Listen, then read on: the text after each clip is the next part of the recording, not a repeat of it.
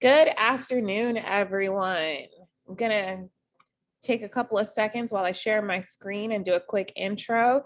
Excuse us for being a little late this afternoon. I almost said morning, but it's definitely afternoon. I was having some tech issues, so I'm sorry about that. Let me go ahead and share my screen. Lovely that all of you could join us today. I see those numbers really jumping today, so I'm excited to have you. My name is Lauren Simpson. I am with the SBDC, or the Small Business Development Center. I am joined today by my colleagues, Mike DiDonato, as well as GB Bajaj. And we are, again, with the SBDC. It's a national program with over 1,000 locations across the country. And we offer no-cost services to local small businesses. And there are no costs to you because your tax dollars have already taken care of our fees. For the Los Angeles network, which is the network that I represent, you can see our locations listed on the map in front of you. We serve the Los Angeles, Santa Barbara, and Ventura counties. And you can see we have offices or centers located as far as Camarillo, Santa Clarita, over to Pasadena, all the way down to Long Beach. So again, if you are in the Los Angeles, Santa Barbara, or Ventura counties, be sure to get in contact with us. You'll want to do so because we offer no cost business advising. And so you're able to sit one-on-one via phone or Zoom with one of our business experts. Again, you can sit with Mike or GB related to taxes and finances, as well as business planning. We've got experts in marketing, licensing and permitting, you name it. Honestly, we've got it. And then we also offer virtual trainings, much like the training you've joined today. Be sure to get in contact with us so that you can get started. We can be reached by phone 866-588-7232 or online, that's smallbizla.org/new client. Now, if you've joined us outside of the Los Angeles, Santa Barbara, or Ventura counties, be sure to go to americassbdc.org/find-your-SBDC. And someone can get in contact with you and help you with whatever you might need along your entrepreneurial journey. Now, for today's purposes, let's be sure to put all questions into the Q&A.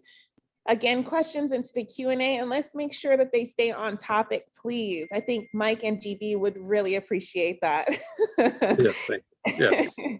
The chat will be reserved for any links that we'd like to share with you. If you want to get in contact with either of the two gentlemen, please, I will list my email. You can shoot me an email and I can connect you to them. And if you're looking for a recording, please shoot me an email and I'll be sure to get that to you as well. With that, Mike, I'm gonna hand it over to you. Thank you. And GB, before you get started on the topic for today, I don't know if did you see the statement from Mr. Reddig regarding the hiring of the 87,000 agents? Yes. Do you want to explain to everybody what he said? Actually, that's what my presentation is about today. Not about the hiring and such, but IRS is finally getting a lot of money and they will be using their money for collection and for enforcement. They're, again, depending on which political aisle you belong to, people have emotions about his statement and the Inflation Act and everything else. But my role today is to share objectively what we should be doing as taxpayers to make sure we run a tight ship. So if somebody comes knocking, we can defend ourselves. IRS will be getting a lot more money. They will be getting a lot more technology. They will be hiring more agents over the next 10 years to shore up its collectability and collection of the tax bills out there. So let's go for it. So the topic, let me share my screen first. The topic for today is accountability plan. When you are running, can you see my screen with the accountability plan? Yes, we're good. Yes. Perfect. So when people are running a business, you are basically given a certain trust by the US government that you are going to do your accounting, you are going to be accountable, and you will report, quote unquote, fairly your taxable income. When you and I have a job, our employer gives us a W-2 on which he or she or they tell the state and the federal government how much money we made, how much did we put into 401k, any other benefits, and how much is our taxable income. The burden of proof is on the employer.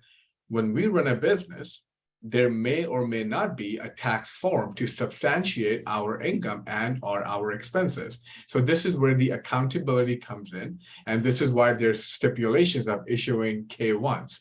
There's a stipulation of issuing 1099s. There's a stipulation of doing a lot of things, but then there are some documents that will only be audited if we get an audit letter. That could be a field audit, which means somebody will show up to your home or your office space to do the audit, or you will go to the IRS's local office to make your case.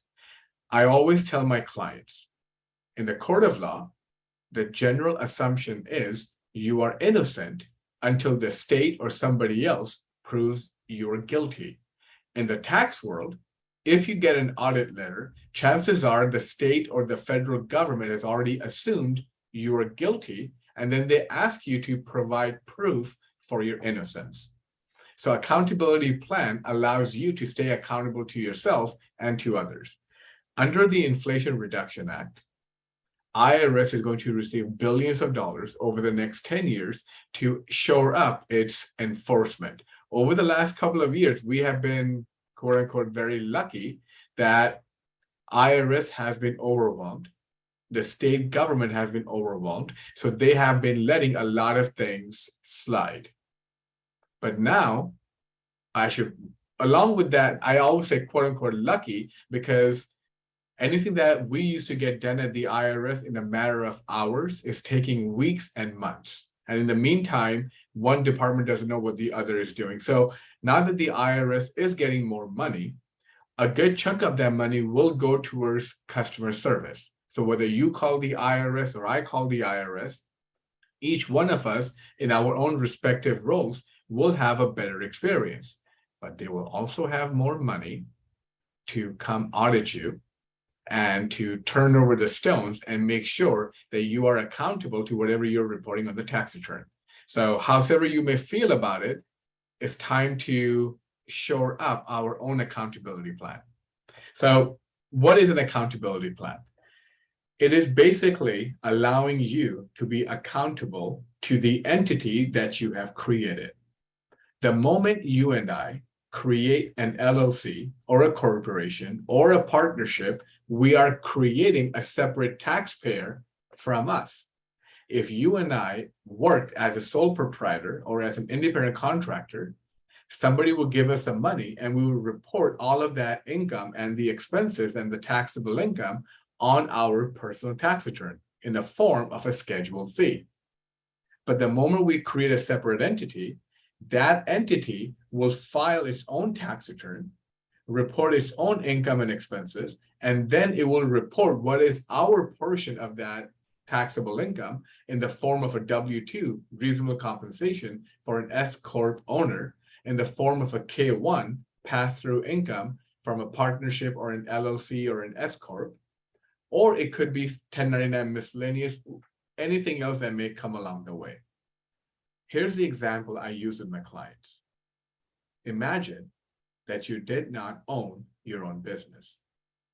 Imagine you are working for somebody else. And imagine your boss calls you one morning. Hey, John, I know you're going to show up to work at 9 a.m.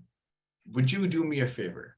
Would you please, on the way, go to Staples and pick up a brand new printer because ours just broke down? I will pay you mileage. I will pay you for the time, and I will reimburse you for the printer. Would you please do that for me? You might say, sure, why not? I'm going to get paid. I don't have to show up to see my coworkers for a few more hours. Good, I'll do it. And you go to the Staples or Office Depot, Best Buy, wherever you go, wherever your boss requested, you go and you make the purchase. You show up, give the boss the printer, and say, thank you, boss, when will I see the money? And the boss will say, hey, sure, I'll pay you on Friday. Well, Friday comes along and the boss doesn't pay you. Do you have the legal authority to go into the boss's bank account for the company and take the money out? Answer is no. You are entitled to the money, right? It's your money. Your boss agreed. Maybe in a text message, you have it in writing, but can you just go into your boss's account and take the money out? The answer is no. How would you feel if one of your employees did that, just went into your account and took the money out, assuming you're giving them the signatory authority of the bank? You might be very upset.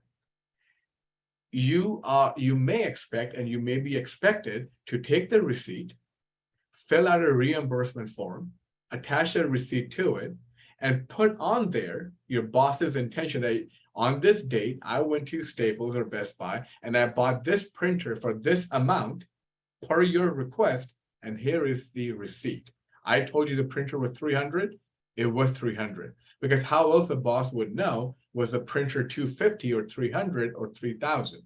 So your boss would expect you to be accountable to him or her or them, and then you would expect your boss to pay you out of the account for the business. And you would expect the same from your employees. Forget the tax issue for a moment. If you don't follow that, if you and we don't follow that protocol, we could be accused by the Secretary of State of our state, California, who gave us a charter to operate as a corporation or an LLC. We could be accused of violating the charter of our entity, and this is known as piercing the corporate veil, that the state or the opposing counsel or the tax agency may claim that you and I did not respect the boundaries of our relationship with our entity, and basically we used our entity as an alter ego. That, you know what, looking at your corporate records, looking at your bookkeeping, and looking at the lack of an accountability plan, you and the business are the same. And if you are the same, you lose, or you may lose, the legal protection, the tax benefits that come with the entity. That is the backstory to why having an accountability plan is so important. It allows you to maintain your legal and tax benefits that are granted to you when you file your articles of organization or articles of incorporation with your Secretary of State. And remember, each state has its own charter. This is why sometimes if you incorporated in Nevada, because a radio ad told you, but you're operating in California, you have to register your Nevada entity as a foreign entity with California. So you have to go through all these legal loopholes and have the accountability plan so that nobody can pierce a corporate veil and rob you of your legal and tax benefits. Mike, you're a lawyer. What would you say to that, sir? I have a law degree, but not a lawyer. There's other ways to pierce the corporate veil. Yes. One way, in GB, you've probably seen it, when you mix personal expenses with business expenses in your business bank account. Because then you're acting as a sole proprietor, because that's what sole proprietors do. And if you do that consistently, there's a possibility you may lose protections against lawsuits. The second way, if you engage in fraud, some sort of criminal activity, no court in the land is going to protect you. Think Bernie Madoff. If you conduct fraudulent activities, no matter what type of entity you've established. So there's other ways to lose your protections by, and it's called piercing the corporate veil. That's correct. And this is where, Mike, you're right. There are many, many ways. The commingling and or quote unquote embezzlement is one of the most common and easily provable. Whenever somebody accuses you, especially a state or the federal government, if they accuse you of a crime, the burden of proof is on them to, beyond a reasonable doubt, to show that you committed a crime or a fraud. But if you, by your own actions, commingled your funds, that's an easy slam dunk for the state or for the federal government to pierce a corporate veil. So it's not just a serious breach, it's also someone suing you. Exactly. Just like, go ahead. Sorry. No, sorry. Go ahead, Mike. I was going to say, you don't keep appropriate records. You don't keep, you don't have a membership agreement in place or a shareholder agreement in place, or you don't hold the meetings that you're supposed to have and keep minutes and keep records. Correct. And then you're hauled into court because someone wants to sue you for your actions, and you can't prove that you've been consistent with the way you run your business. Correct. You and I were conscionable beings. We make our own decision. We have the prefrontal cortex. A corporation is just a piece of paper that the state is trusting you to be a corporate officer, the CEO. This is why we filed the statement of information. The state wants to know who's the CEO, who's the CFO, who's the secretary that we can go after if they violate the charter that we're providing you. So there's a whole legal and backstory to it. And I share all that to encourage you. See, if I just tell you have an accountability plan, you may or may not do it. But if I tell you the gravity of the issue at hand, you may encourage yourself and motivate yourself and or your accountants or bookkeepers to build an accountability plan. Another example is people sometimes tell me, oh, if I have a corporation, I have unlimited legal protection. No, you don't. I'm an accountant. The license to practice tax is given to me, not my corporation. A lawyer is given a law license, not a corporation. If a lawyer does malpractice, no corporation LLC will protect the lawyer. This is why me and other professionals, we carry professional liability insurance. So if we screw up, we cannot stand behind the corporate charter and say, hey, can't touch me. God forbid, if I am accused of sexual harassment, I cannot hide behind my corporate charter because that's my behavior and I have to defend myself. So accountability plan allows you to be financially accountable to the corporation or the LLC or the partnership so that you cannot be accused of commingling and or embezzlement, and you can maintain your limited legal liabilities from the entities you have created, and you can also bask in the benefits of the tax planning that you and your accountant may be spending time and effort in doing so. So that's the whole backstory. Accountability plan, there is no escaping it. You must have it. Otherwise, suffer the consequences, especially now that the IRS is going to have billions of dollars in their coffers to come after you. So that's the whole backstory to it. So what is the accountability plan? The basic requirements are these. It must be in writing. You may have built your partnership on a handshake. You are still legally and tax-wise a partnership. Accountability plan must be in writing. It must be adopted. What does that mean? Your corporate minutes, and there should be a corporate resolution stating that this accountability plan designed by person XYZ, maybe you, your spouse, your accountant, your bookkeeper, your lawyer, whatever it may be, drafted by them, is adopted by said corporation, XYZ corporation, on this date by the vote of X number of shareholders. So that's an adoption. And the minutes of that meeting should state that. And it must be reviewed and adopted annually. So it's not one and done. You may not make any changes to your accountability plan. But at the annual shareholders meeting or the officers meeting, this plan has to be readopted, reviewed and readopted every single year. And you must have corporate minutes to prove it. Anything you want to add to that, Mike? Well, let's start with the basics. The other thing you have to have in writing is the agreements, shareholder agreement, Yes. membership agreement, the partnership agreement.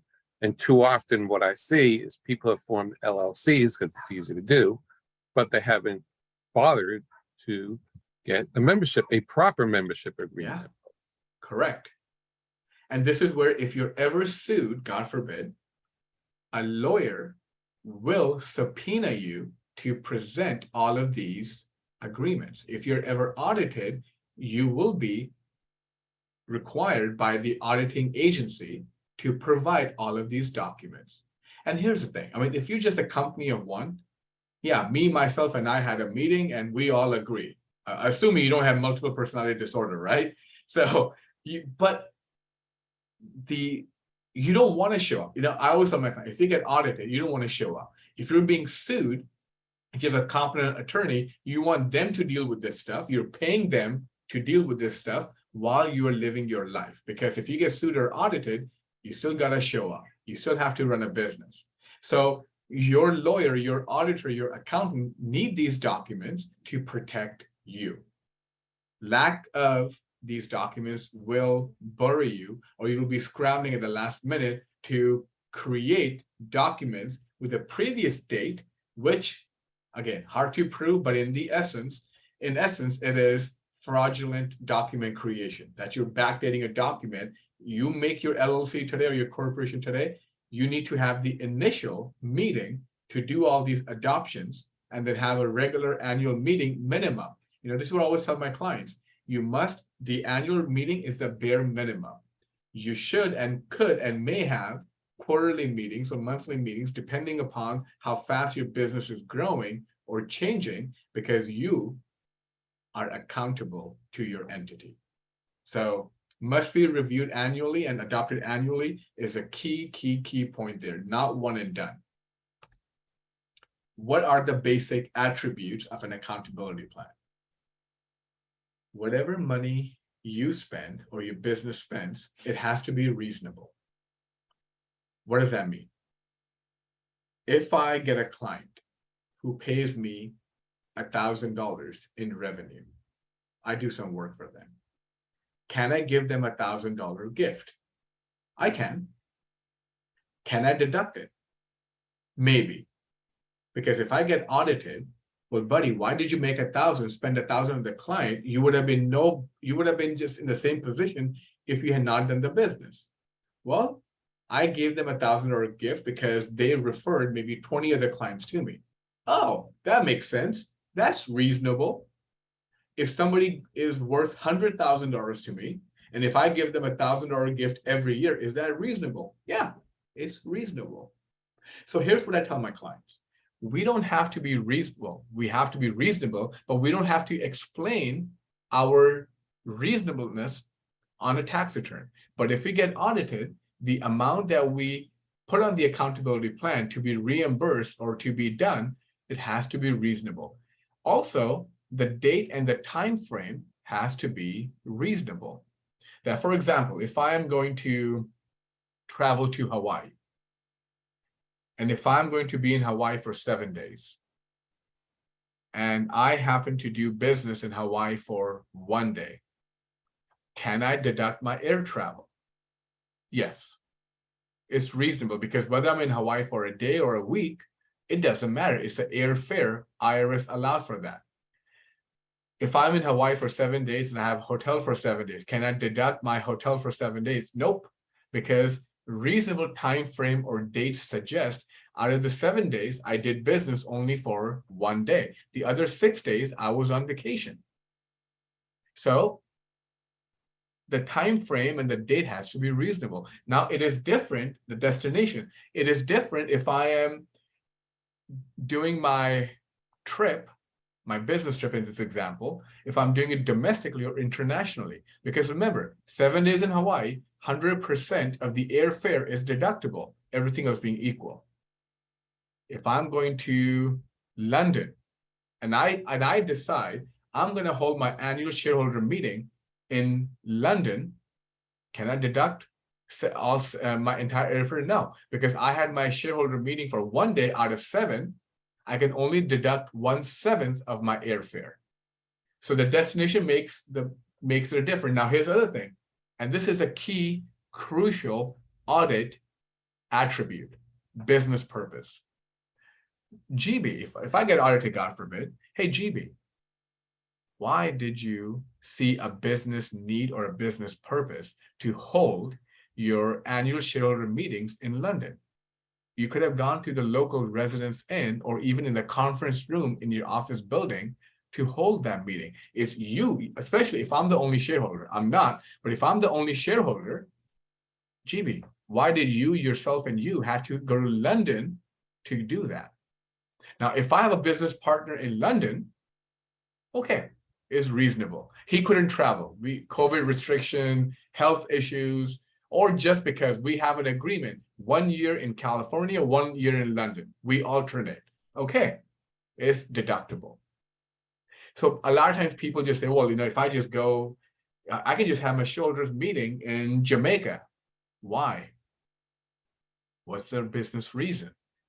So there could be a number of business. I need to go see a vendor. I have a client, he's in the juice business, and he has to go to Costa Rica to try different fruits to see which vendor's farm produces a higher quality fruit. So his trip to Costa Rica is going to be fully tax deductible because he cannot taste that juice or that fruit if it's shipped to you. The transportation will affect it. So for one person's Costa Rica or London trip is 100% deductible. Another business person in the same industry, same everything, it could be a very different outcome. So the reason I bring it up, just because you listen to a podcast or you read a blog or you watch a TikTok, don't assume a tax advice or a legal advice given to you because somebody else does a business a certain way, it is applicable to you. In the tax law, there are rarely any legal precedents. Anything you want to add to that, Mike? It's what I've said before. Don't take advice from people who are not professionals and have your best interests in mind. Spend time, spend money on appropriate advice. It's going to save you 6, 7, 8 figures over time. And GB and I have seen this over and over again. You're going to set up an entity? Great. We can help you figure that out. Do it the right way. Don't go to an aggregator. Don't go to one of those sites online. Go to a professional who will talk you through all of this. Agreed? Absolutely. Absolutely. I always tell my client. Yes, go ahead. You always tell your clients what? Don't use me and my staff as data entry clerks. We're way too expensive for that.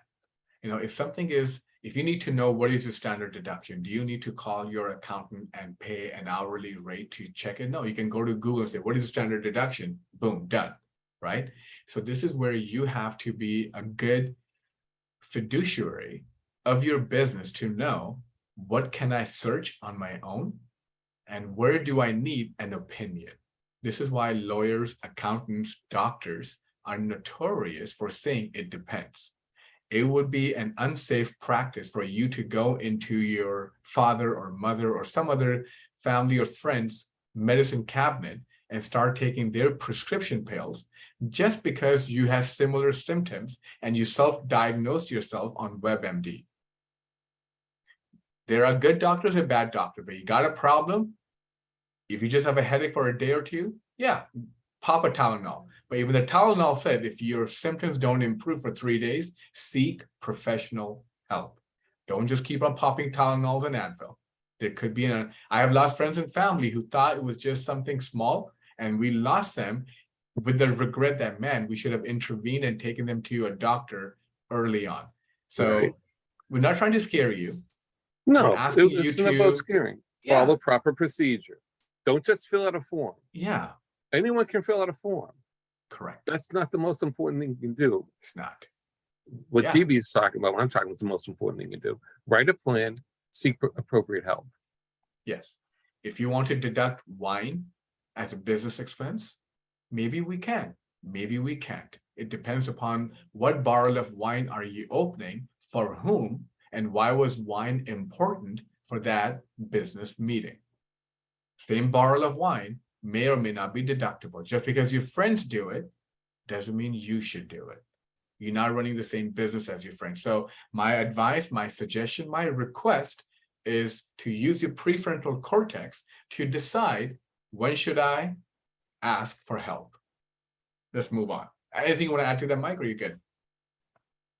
Perfect. Wait. Okay. And what are the basic expectations? The basic expectations are that you are reasonable. You know, this is where you will hear that word over and over and over again. In the tax world, in the medicine world, in the legal world, be reasonable. Don't pop too many pills, right? You will get addicted. Our country is suffering from the consequence of too many prescription pills. Be reasonable. If you're going to spend money on XYZ and you're going to be accountable to your company, you know, here's the thing. It depends upon what your exit strategy is with your business. I always ask my clients that. What is your exit strategy? Are you building a business that will die with you? Are you thinking of selling the business? Are you thinking of allowing your employees to take leadership role, and you can just sit back and work on your business as opposed to in your business? Or is your plan to just do a project? Your exit strategy will determine if your action is reasonable or not. Because if you're just trying to make money to live, you are basically what's called self-employed. Instead of having a job, you're just basically owning your own job. But the moment you don't show up to work, your income stops. So if you are doing that, a lot of your income is subject to self-employment taxes, whether you have an LLC, S Corp, doesn't matter. Even if you have an S Corp, LLC, or a corporation taxed as an S Corp, IRS and California still stipulates you must give yourself a reasonable compensation. So here, the word reasonable again. The idea is in your accountability plan, you must be reasonable. And that's the overarching expectation of any and all audits. Whatever you have done, Mr. or Mrs. Smith, were you reasonable or not? The second thing to look at are your actions that you're being accountable to your company, that you are taking money out of the company tax-free, for which your company is taking a tax deduction, which means no government agency may be making money on it except for maybe sales tax, CDTFA. Is that expense ordinary in your course of business or not? Is it ordinary or not for somebody in your industry, of your size, of your business plan, to hold the annual shareholders meeting in London or not? Well, my friend did it and his accountant said that's okay. Well, maybe it's ordinary for your friend's company, not your company, bud. And that can get you in trouble. So it has to be reasonable. It has to be ordinary. In the ordinary course of business, this is reasonable expectation. And then the third one is contemporaneous. Because if you are not accountable to your company as your operating agreement or your bylaws stipulate on a quarterly, monthly, daily, annually, whatever you have agreed, if it's not contemporaneous, what you are doing could be borderline or very much so falsification of documentation. You should have been accountable to your company as stipulated by your bylaws or your operating agreement every quarter. But you are making this accountability plan because you just got an audit letter. So you're thinking, oh yeah, I had an accountability plan back in 2019. I did. But if somehow they prove that it's today, it's no longer contemporaneous. If you took the mileage deduction for which you didn't pay taxes on, did you keep, this is why we always tell you, keep your mileage log, keep your mileage log. It has to be contemporaneous. It doesn't maybe have to be daily. Ideally, it should be daily. But if it's not daily, at least weekly. By God, at least monthly. At the very least, quarterly. Even if you do it within the year, so maybe December 30th, you're going to pop open a bottle of wine or whiskey or, I don't know, carbonated water, and you're going to make your mileage log for the entire year because you can look at your calendar. If that's you, do you. But here's the thing though, if you do it on January 1st of 2023 for 2022, it's no longer contemporaneous. You could be accused of falsification of documents. You're backdating a document in a new tax year. Now, it's not that drastic, but the point is, if you underreport your income, either through too many deductions or not recognizing income by 25% or more, your audit window is no longer 3 years, it's 6 years. If you get an audit and you're creating documents for what you did 6 years ago, today, it may not fly very well. And by the way, if you're ever accused by the government of fraud, there is no statute of limitations. They can go back 20 years, 30 years. And this is true for a lot of you who are running LLCs or maybe thinking of running an LLC to buy and hold and collect rental income on real estate. Because if you buy a single family home in an LLC, you may be depreciating that home over 27.5 years. IRS can ask you to reclassify your depreciation. Or if you are selling a property today that you bought 30 years ago or 40 years ago, when you were young, when you were 25 and now you're 65, you're selling a property, it can cause some issues. So be mindful of these things. Don't just go by the 3-year, 6-year window. Again, it depends what is reasonable, ordinary, and contemporaneous in your line of business as you're building it in connection with your business plan. Anything you want to add to that, Mike? I would say that if you just have a property and you want to collect rental income, setting up an LLC really doesn't give you any advantages, in my opinion. What do you think, GB? It depends in certain cases. And again, it's like I say, it's not what you do, it's how you do it and what you label it. Yeah, I mean, So in some cases, it's just talk to a professional before you make that decision. Exactly. Just don't go off. Don't just do it because you went to a Because seminar your friend and did. they told you. Yeah. Right. Or you went to a seminar that told you to do it just because everybody's doing it. There's a reason. So yeah. Have you ever, I'm not talking to you, Mike, I'm talking to the audience right now, but you're welcome to give your 2 cents. Have you ever come across a court case, maybe on TV especially, and you already know in your heart and mind that the person is guilty? And you're thinking there's no way they will get away with this, but they do. Why is that? Have you ever thought about it? You know, people always accuse, well, different law for the rich, for poor. You know, we can get political about it. We can get emotional about it. Forget all that for a second. Why is it that even a guilty person lawyers up? Why is it that there is a thing called attorney-client privilege? That within reason, of course, again, reasonable is a key word. Within a reason, you can tell your attorney everything and they have a legal obligation to protect you. And why? It's because a good lawyer, quote unquote, good lawyer, they're not trying to prove whether you did it or not, or whether you should be punished or not. They're trying to prove that are you worthy of a guilty verdict or a not guilty verdict. This is where you may sue somebody for some financial wrongdoing, and you know you're right. That person stole money from you. They may say, I never did. Boss, you never had an accountability plan. Well, now you are in trouble, and that person may get away with it, because how can you accuse somebody of embezzlement when you never set up the proper protocol for them to know when or what action may constitute embezzlement or not? So a lot of times, what I'm trying to say is, a lot of times a good lawyer doesn't care if you are a moral or an immoral person. They have a legal obligation under the due process of law to make sure they can get you off maybe on a technicality. How did the police get the evidence? Was it a reasonable search or an unconstitutional search?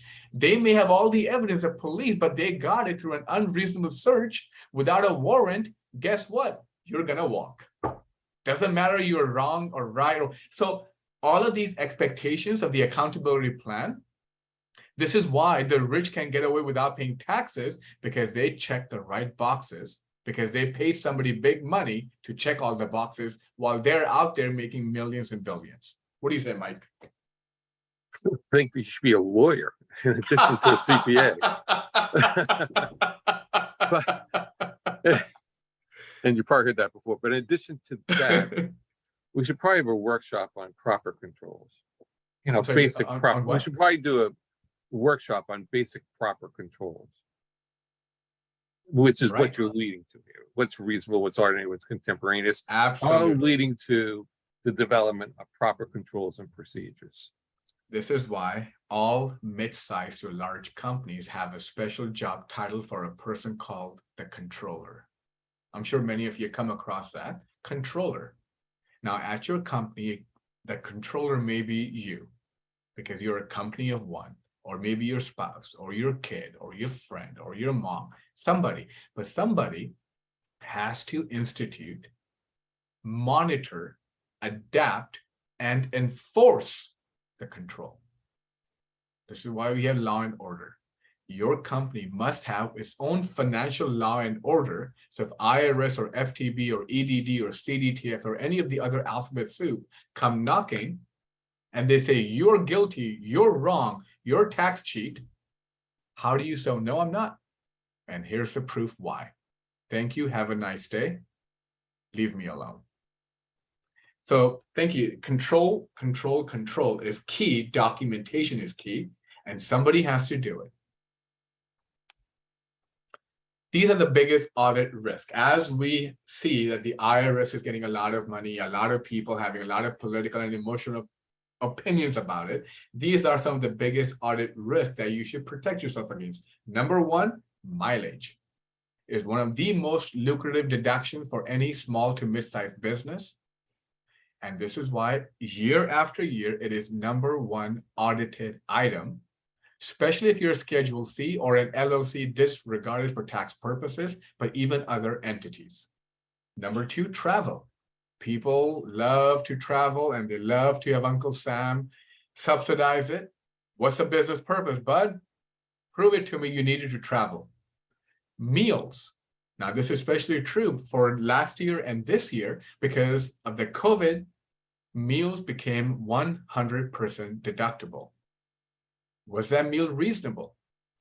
Was it ordinary for you in carrying out your duties as a business owner or a staffer to feed yourself? Why? Why did you meet with that client? Why did you go to a steakhouse and not, I don't know, Subway? Why? They will ask you why. Logic, same thing goes with travel. Business gifts. People love giving gifts. People love receiving gifts. And if I can give a gift to my aunt out of my business and have Uncle Sam subsidize it, why not? Well, is your aunt your client? Okay, maybe then a $25 bottle of wine is reasonable because she does business with you for, I don't know, $2,000, 200, whatever it may be. Business gifts are big. Home office, another big audit. Is it the exclusive use of your business? Not because, oh, I sit at my dining table and I do my Zoom meetings. Well, great. I think that's where your kids do the homework too, right? Oh, by the way, that's where you eat your meals. By the way, that's where you fight with your spouse. Any of those things. Is it the exclusive use of the business or not? If not, disallowed. Conferences. People love to travel again. People love to go learn stuff. Well, what was the business purpose? Were you learning stuff to enhance, grow, make more money in your business? Or were you just exploring, hey, I should go learn about tax liens. Hey, I should go learn about real estate. Hey, I should go learn about that. Well, great. Why is your business paying for all of that? You should be paying for all of that. And maybe if you start that real estate business, that tax lien business, the car business, or whatever business, maybe then you can deduct these classes, these conferences as a startup cost for that new business. Why is your accounting business paying for, I don't know, your art business? The business purpose. Meetings, same thing. People love to spend money. They love deduction. It's the most common question I get. GB, how can I pay for my personal stuff using my business income? What's the business purpose? Are you being reasonable? Is it ordinary for somebody in your shoes to incur these expenses? Are you being accountable? Are you documenting everything contemporaneously? Not just because I told you so. All of these expectations, attributes, contracts, the moment you are given an LLC or a corporate charter, you are in a contract with the state government. This is why they charge you franchise tax. You get a McDonald's franchise. If you run out of food, can you run to Wendy's across the street and buy something and sell at your McDonald's location? No, you can't. You will lose your McDonald's franchise in a heartbeat. So this is why they call franchise taxes. You have a contract with the state of California to run your business like a business. Show up. Non-accountable plan. What happens? What happens if you take money out of your company or you give money to your employees as a reimbursement, where you don't have an accountability plan. Well, you may still take a deduction, or your business may still take a deduction. But now it is taxable income to you and or your employees. And your employees will be very upset if they did you a favor to run into Staples and bring you a printer, and you gave them the money, but now they have to pay taxes on the $300. Oh, they'll be upset. Oh, they'll be very upset if it happens to be a $30,000 something. So be careful. Or if you're running a partnership, it will be reported as guaranteed payments to you as a partner, which means it's also not subject to self-employment taxes. Oh yeah, and by the way, not only will your employees pay income taxes on the $300, they will pay Social Security and Medicare taxes too. So they'll be upset. Again, income taxes, payroll taxes, having a non-accountability plan may create tax liabilities. And now if you're running a big business, if you get audited and you are accused of having a non-accountability plan, your employees may get a tax bill too. And then guess what? They may sue you or they may leave you. So don't do that. Be accountable. Run a business. It's not a job. You may be self-employed. Run a business. Be accountable. That is my request. Inflation Reduction Act, $45 billion for the IRS. Enforcement doesn't mean everybody will get audited. More people will get audited. You don't want to be a statistic. It could be a random audit. See, here's the thing though, you may be doing everything right, but people, my clients often ask me, GB, what can you do to make sure I never get audited? I can't. You could be the best driver in the world. You follow every rule to the T, and somebody else is drinking and driving. Their actions may ruin your day or God forbid your life because somebody else. So this is where IRS may do a random audit. Eeny, meeny, miny, mo, you're it. It happens. ERTC is going to be a big audit thing because there have been a lot of bad information out there. People who are not even accountants, not even bookkeepers, they just started a business. Hey, I'll get you ERTC money and I'll charge you 20%. Don't worry about it. You don't have to report it, because if you get the ERTC, you're supposed to reduce your wage deduction. Oh, you already filed your 2021 tax return? Don't worry about it. Report it on 2022. Can't do that, bud. Can't do that. So ERTC will be a big audit thing. So will be PPP. So will be any other exotic issue that you may have heard of on TikTok, on Facebook, on Instagram, at the local barbecue where your mechanic gave you a tax tip because, he's a mechanic. He can fix anything, or she. Let's not be gender biased. Guilty or not guilty, you tell me. Do a self-audit. Pay an accountant, pay somebody to do an audit before somebody else does. We have some mechanisms in our arsenal where we can tell a client, in some cases, hey, buddy, 6 months from now, you will be audited. Let's do something about that right now. We're not geniuses. We're just aware. Be aware. Don't be guilty. At least don't be perceived or judged to be guilty. That's in my presentation for today, Mike. I hope it was helpful. What do you have to add, sir, if anything? I think it was terrific. Thank you. And we need only to take heed of your advice, even of those of you are sophisticated and you feel you're doing everything right. Doesn't mean you are. Yeah. Bring somebody in and have them do that check. You may feel, look, I am perfectly by the book. And possibly you are, but you may miss something. Correct. Because none of us is perfect. Yeah. And that is why you have people like GB around to help you determine where you might be vulnerable. Doesn't mean you're going to have to pay something. You have to take action to resolve the issue. And that's a very good input, Mike, because what may be A-okay today may not be a few years from now. So you may be doing everything right under the rules of 2017. Well, guess what? In 2018, under Trump, tax code changed dramatically. And guess what?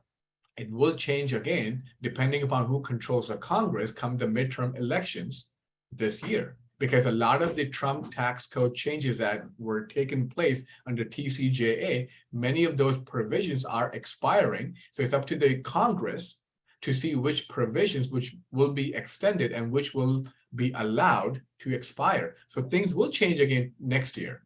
So this is another reason why, 20 years ago, you probably could say and do things at workplace that will get you in a heap of trouble today. You have to adapt. This is why the self-audit, this is why the job of the controller is always evolving, because whatever control he or she or they may have instituted a year ago, 3 years ago, 5 years ago, now everybody talks about pre-COVID and post-COVID, things change. So don't ever think you can rest on your laurels. Adapt, adapt, adapt. Perfect. Thank you, GB. Thank you. Thank you, Lauren. We'll be back next week. Hopefully GB will have a topic. Have you thought about something? If not, I'll think of something right now. Just a gentle reminder, next week, Thursday is September 15th. That's right. It's a tax deadline for S Corps and partnerships. Then don't worry about it. I'll have a topic. We'll talk about. Thank you, sir. Perfect. Thank you very much. I appreciate it. All right. Good day, everybody. Thank you, Lauren. Thank you, Mike.